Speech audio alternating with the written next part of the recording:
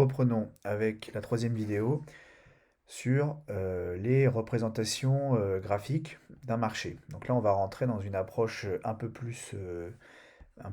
va dire, voilà, graphique, mathématique. Bon, sans que ce soit très compliqué non plus. Mais voilà, on est obligé, pour parler du marché, de passer par ce type de représentation typique de la discipline. Alors là, on va se servir plus de la partie gauche de l'écran, puisque là, ici, vous allez avoir le PowerPoint qui va s'afficher à certains moments. Donc, vous voyez là bon, bah, le plan. Donc, on rentre dans le grand A, représentation graphique d'un marché, et comportement des demandeurs sur un marché. Donc là, on attaque donc l'activité 3, donc que je vais vous corriger. Donc, vous avez un document qui vous explique c'est quoi la relation entre le prix de vente d'un bien et la quantité demandée. Donc je ne le lis pas, hein, vous le lirez, hein, évidemment, et c'est pas très compliqué. Donc allons sur les questions. Donc vous avez ici ce qu'on appelle un plan de demande. Alors un plan de demande, c'est pas très compliqué en fait. C'est un tableau qui vous dit, en fonction du prix de vente qui s'adresserait à vous en tant que consommateur, la quantité que vous seriez prêt à acheter pour un certain produit. D'accord? Donc ça suppose, ça c'est voilà, ça c'est ce qu'il y a dans votre tête. On imagine, c'est là que ça devient un petit peu théorique, on imagine que pour n'importe quel prix présent ici, vous savez quelle quantité vous seriez prêt à acheter. Alors là, on s'intéresse au plan de demande de Rachel. Et Rachel, elle sait dans sa tête que si le lait était gratuit, voilà, qu'il coûte 0 € le litre, alors elle serait prête à en acheter, alors ou à en consommer là, parce que ce serait gratuit, 20 litres par mois. D'accord? Si jamais le lait coûtait extrêmement peu cher, à savoir 10 centimes le litre, elle serait prête à en consommer 18 litres par mois. Et ainsi de suite, vous voyez le prix augmenter et à chaque fois la réaction qu'aurait Rachel en fonction de en fonction de ce nouveau prix. Et on voit que plus le prix augmente, plus la quantité demandée a tendance à diminuer. Ok? Donc voilà comment il faut comprendre ce que c'est qu'un plan de demande. Mais une fois de plus, ça représente les préférences de Rachel, qui concernent qu'elle, et c'est ce qu'elle se dit dans sa tête. Ok? Alors regardons les questions. Donc à l'aide du plan de demande de Rachel, le tableau qu'on vient de voir, hein, remplissez le graphique ci-dessus, placez les points et tracez la courbe de demande que vous nommerez D1. Alors, donc vous, sur le support que je vous ai donné, vous avez de la place pour faire ça. Alors, vous avez ce graphique qui pour l'instant est vide.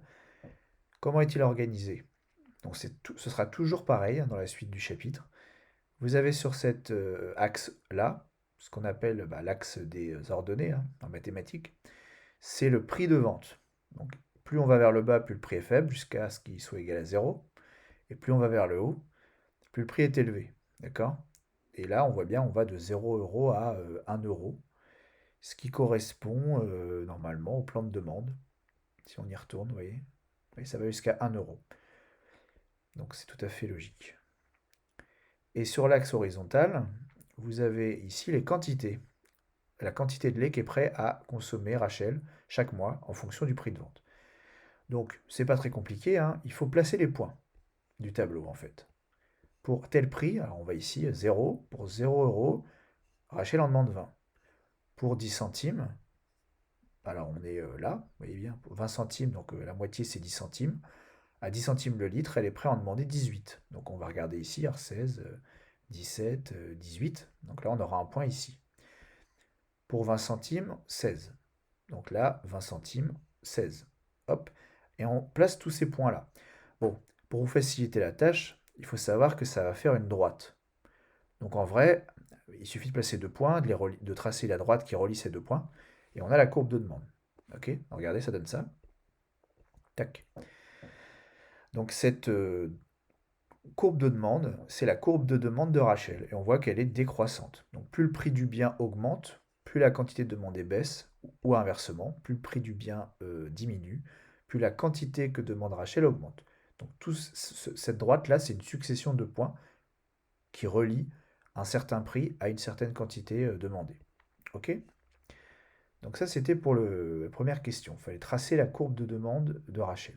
Donc c'est une demande, courbe de demande individuelle. Ça concerne qu'une seule personne, Rachel en l'occurrence. Question 2. Après avoir regardé un documentaire sur les dangers du lait de vache, les préférences de Rachel changent. Donc ça veut dire que voilà, elle va aimer moins le lait. Désormais, peu importe le prix qui se présente à elle, Rachel souhaite acheter 4 litres de lait en moins. Tracez la nouvelle courbe de demande de lait de Rachel, que vous nommerez D2. Alors, on est d'accord, Rachel a regardé un documentaire, elle comprend que finalement, boire du lait de vache, c'est pas forcément très bon pour la santé, pour tout un tas de raisons, qui sont d'ailleurs assez vraies. Du coup, elle se dit, ce serait pas mal de boire moins de lait. Quoi qu'il arrive, de toute façon, essayer d'en boire moins. Et ça, donc, ça concerne pas forcément le prix, hein. Peu importe le prix qu'elle aurait en face d'elle, mettons qu'elle aille dans des magasins où le lait est plus ou moins cher, ça change rien au fait qu'elle voudra consommer moins de lait à chaque fois. Donc, à savoir 4 litres de lait en moins. Alors, comment ça va se passer? Ça veut dire qu'on prend les anciens points, si vous voulez, regardez, on remonte, et on considère que pour chaque nouveau prix, eh bien, Rachel va vouloir 4 litres de lait en moins. Donc là, par exemple, si on prend juste le cas des 20 centimes, au lieu de vouloir 16 litres de lait, elle en voudra que 12. Donc, on aura un nouveau point ici. Si jamais elle en voulait, si jamais le prix était à 60 centimes, au lieu d'en vouloir comme habituellement 8 litres par mois, elle n'en voudrait que 4, puisqu'elle en veut 4 litres de moins à chaque fois. Donc on aura un nouveau point ici. Et on réitère l'opération pour tous les points. Donc vous voyez l'idée, hein, si on fait ça pour tous les points, ce qui va se passer, c'est qu'en fait, la courbe de demande de Rachel va se déplacer vers la gauche. Donc là, vous voyez, hop. À cause du fait qu'elle ait vu ce documentaire et que ses préférences ont changé, Rachel veut moins de lait, quoi qu'il arrive, peu importe le prix qui va se présenter à elle.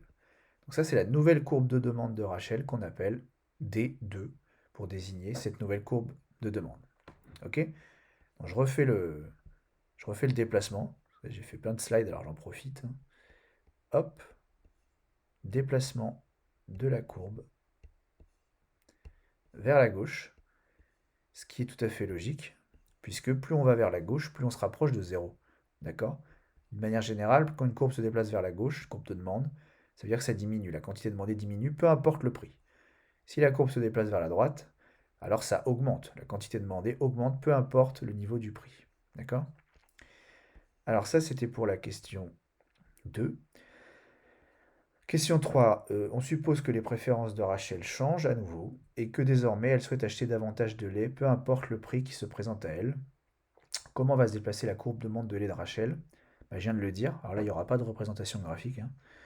La courbe de demande de Rachel va se déplacer vers la droite. D'accord? Peu importe le prix qui se présenterait à elle, vu que désormais elle veut consommer plus de lait, parce qu'elle trouve ça bien, pour des tas de raisons, peu importe le prix qui se présente à elle, elle voudra une plus grande quantité de lait chaque mois. Elle voudra consommer une plus grande quantité de lait chaque mois. Donc la courbe de demande, vous voyez, si on reprend la courbe initiale, comme ça il n'y a pas de problème. Voilà, cette courbe-là, au lieu d'aller vers la gauche, elle irait vers la droite. D'accord? Parce que Rachel veut plus de lait, quoi qu'il arrive, peu importe le prix. Il se présenterait à elle. Ok? Alors, on passe à une notion, celle de la demande agrégée. Donc là, on a fait une courbe de demande individuelle, ça veut dire c'est pour une seule personne. Maintenant, on a un plan de demande agrégé, donc pour trois personnes, ça pourrait être beaucoup plus, hein. Là, c'est pour simplifier, hein, j'en prends que trois. Donc on a Rachel, Ted et Lisa, et là, on a chacun leur plan de demande individuel. D'accord? De la même façon, alors le prix, les différents types de prix auxquels ils pourraient être confrontés, et la quantité de lait que serait prêt à demander chacun chaque mois pour consommer. Alors voilà, on voit bien globalement les trois, plus le prix baisse, enfin plus le prix augmente, plus la quantité demandée baisse, mais bon, pas à la même vitesse, ils n'ont pas exactement les mêmes préférences en matière de consommation de lait. Mais la logique reste la même, plus le prix augmente, plus la quantité demandée baisse. Alors, à l'aide de ces différents plans de demande individuelle, il fallait déterminer la demande agrégée, c'est la question 4. Demande agrégée de lait pour chaque prix possible. Donc il fallait remplir les cases vides. Alors les cases vides, elles sont là. Donc elles sont remplies. Vous avez la réponse. Ça, je les ai mis en gras. Bon, c'est quoi, hein? C'est juste la somme des demandes individuelles. C'est aussi simple que ça, d'accord? On prend pour un certain prix, on fait la somme des demandes individuelles et ça nous donne pardon, la demande agrégée. Agrégée, ça veut dire on rassemble en fait les demandes. Donc voilà, vous pouvez, alors vous mettez pause, vous recopiez ça si vous ne l'avez pas fait, mais ça implique juste de faire la somme de la colonne. Pour un prix donné, on fait la somme des trois demandes individuelles. Ok. Question 5. Dans le graphique ci-dessous, alors ci-dessous, bon, vous devez avoir un truc, voilà, vous devez avoir ça vide pour pouvoir faire la question. Dans le graphique ci-dessous, tracez la courbe de demande agrégée de lait que vous nommerez D1. Alors, bah ça tombe bien. C'est sur le PowerPoint. Hop. Donc là, vous voyez, on est là. D'ailleurs, ah oui, la faute, ça déborde un peu. Donc là, on n'est plus sur une demande individuelle, c'est la demande agrégée. Donc ici, l'échelle a un petit peu changé, hein. Au début, ça allait jusqu'à 20 litres par mois. Là, comme il y a trois personnes en même temps, ça va aller beaucoup plus loin en termes de quantité, puisqu'on fait la somme de leur quantité individuelle. Donc là, l'échelle va jusqu'à 40 litres. Le prix, lui, il ne change pas, hein. Il peut aller jusqu'à 1 euro.